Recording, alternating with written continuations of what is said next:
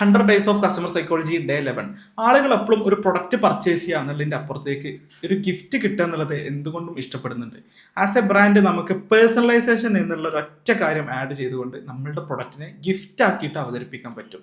അത് പ്രൊഡക്റ്റിന്റെ അപ്പുറത്തേക്ക് എല്ലാ തരത്തിലുള്ള ഇന്ററാക്ഷൻസിലും ഈ പേഴ്സണലൈസേഷൻ ആഡ് ചെയ്ത് കഴിഞ്ഞാൽ കസ്റ്റമറിനെ സംബന്ധിച്ചിടത്തോളം അവർക്കൊരു മീനിങ് ഫുൾ എക്സ്പീരിയൻസ് ആണ് കിട്ടുക. ഉദാഹരണത്തിന് സ്റ്റാർബക്സിന്റെ കോഫി കപ്പുമ്മൽ അവരുടെ പേര് എഴുതുന്നതും ഒരു താങ്ക് യു കാർഡുമ്മൽ നമ്മൾ പേര് എഴുതി കൊടുക്കുന്നതും അതേപോലെ നമുക്ക് വരുന്ന ഒരു മെസ്സേജിൽ നമ്മളുടെ പേര് ഡിയർ എന്ന് പറഞ്ഞിട്ട് കാണുന്നതും. ഇനി ഇതൊന്നും വേണ്ട, ഒരു കഫേയിൽ നമ്മളൊരു ചായ സെർവ് ചെയ്യുന്ന സമയത്ത് here is your favourite tea എന്നുള്ള ആ ഒരു യുവറിലടക്കം ഈ പേഴ്സണലൈസേഷൻ ഉണ്ട് എന്നുള്ളതാണ്.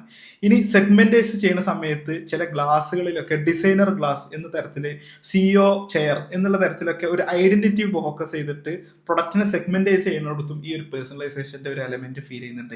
നമുക്ക് കൃത്യമായിട്ട് ഡാറ്റ യൂസ് ചെയ്ത് കഴിഞ്ഞാൽ നമ്മളുടെ ഇ കൊമേഴ്സ് എക്സ്പീരിയൻസിൽ ആളുടെ ലൈഫ് സ്റ്റൈൽ മനസ്സിലാക്കിക്കൊണ്ട് അത് ബേസ് ചെയ്തിട്ടുള്ള മെസ്സേജസ് കണക്ട് ചെയ്യാൻ പറ്റും.